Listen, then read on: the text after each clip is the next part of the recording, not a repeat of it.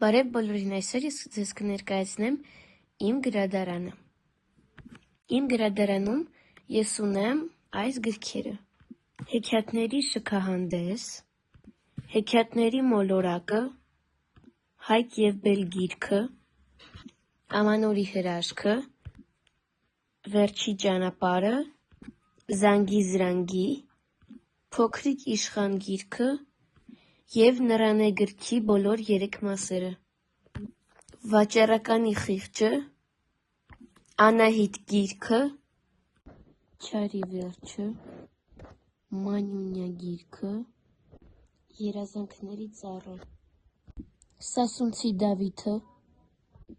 Վերք Հայաստանին և Նամակ թագավորին,